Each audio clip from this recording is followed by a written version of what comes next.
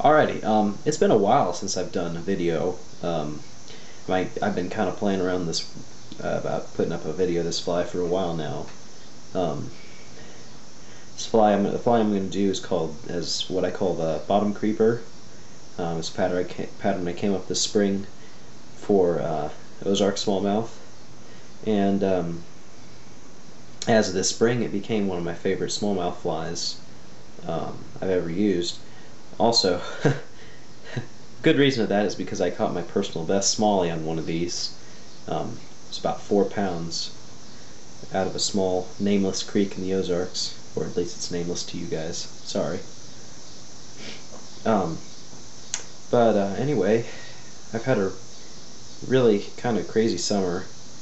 I've been to Michigan, Colorado, and just most recently I got back yesterday from Philmont, which is in New Mexico. 12 days of backpacking in New Mexico backcountry, so I'm a little tired. You guys probably can tell that by my voice. Lots of screaming in the last couple of days. Yeah, great fun though. Carp fishing around here has kind of sucked since about the end of June. Once everything really heated up around here, they just kind of went down and were gone. So luckily I was gone in Colorado and on Philmont for a good part of that. Alrighty, so to start off, the hook we got in the vise is a Gamakatsu B10S. For the thread, I'm going to be using, I believe this is 6/0 Danville's. Just some good sturdy thread. Oop, forgot to tighten up the hook in the vise. My vise broke about 6 months ago, and I've been having to use this interesting setup. I just took a stainless screw and put it in the tensioner screw on the bottom. The tensioner screw stripped out. I'm going to clip my tag in here. For my eyes, I'm going to be using mini lead eyes, painted just because this is what I have. I don't know, sometimes the eyes kind of make a bit of a difference, other times it doesn't really matter. Actually, I'm going to kind of slide these back a bit. That's about good. You want to kind of get the spacing on these eyes is kind of important. You want to get them about a third of the hook shank down from the eye. This is to leave space for your zonker strip.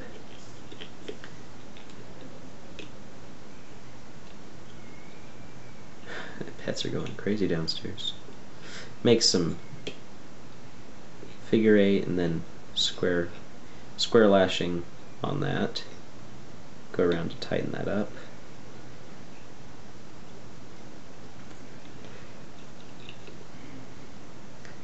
Make sure those eyes are good and tight, nice and centered.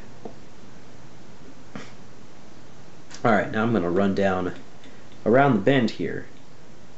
I'm going to make a thread bump just a bit past the bend. I'm going to put my fingernail here to make a bit better bump. That's to keep the rabbit strip from sliding up and fouling a lot. Next, I'm going to take my dubbing, which is some pheasant tail ice dub here. I'll take a bit of that, spin that onto the thread.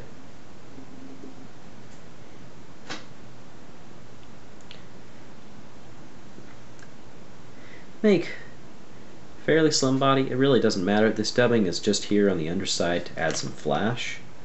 This fly will ride hook point up. So the main part of the body is this zonker strip, which I'll be putting on in a few minutes here. Adds lots of great movement. Body again is just to kind of push that zonker strip up a little bit and give it some flash. Not really a whole lot there. The taper doesn't really matter. I just like to do it that way. It looks a little nicer. Next, I'm going to take some silly legs.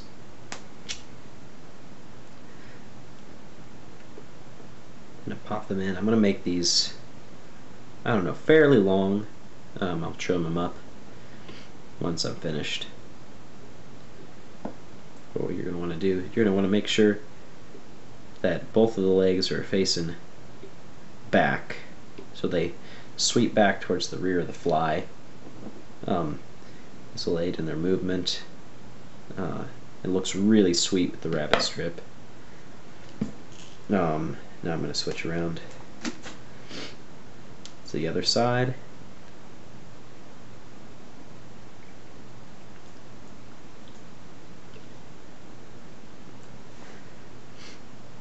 Pop in these legs.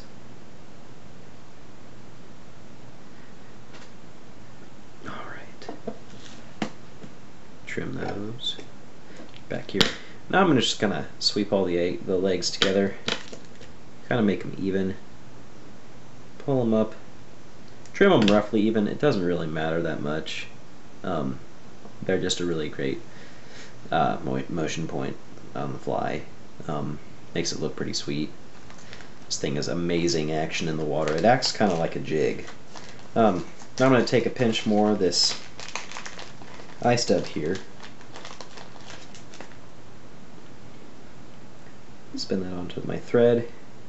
And what I'm going to start doing here is just cross-wrapping it between the eyes just to kind of clean things up. Now here's the important part, is to make a little bead in front of the eyes. This is also to push up your zonker strip. Now for my zonker strip, you can use you can tie this fly in pretty much any kind of color. But one of my favorites here is Sand Variant by Hairline. It works really, really well. It fits the right kind of color for the Ozarks. And what you're going to do, measure out this strip so it's about 1.5 times the length of the hook shank. What I'm going to do is I'm going to pierce this about in the middle, loosen up my vise. Yes, you can laugh. It's pretty hilarious. But it works. See that hook back in the vise. Tighten it down. Now I'm going to invert that and pull that rabbit strip fairly tight, smoothing those fibers back. Pull it and pinch it. I'm going to tie it in right there at the eye of the hook. Make sure to pull that zonker tab out. Tie it down nice and tight because you want to make sure this fly is going to be very durable. They tend to be pretty durable. The only thing that will really happen is that the silly legs will fall off. I fished one for about a week and it only had one leg fall off. Just trim this zonker down nice and flush to the eye. Probably gonna have to squeeze it down a little bit. Now tie it down real tight with your thread. I got a little messy up there. Smash that thread back.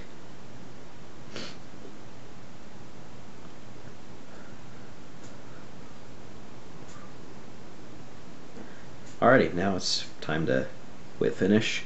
Alright. Now snip your thread and there you go. That's your bottom creeper. This is one of my favorite smallmouth flies. I really love it. This fly is amazing for all sorts of species. I've caught pretty large carp on it. You could probably catch drum, catfish, pretty much anything, trout, pretty much anything that will eat bottom fish or some sort of crayfish. This covers the general niche of both. It's pretty simple to tie and it really works. Anyway, hope you guys enjoyed, and tight lines. Thanks for watching.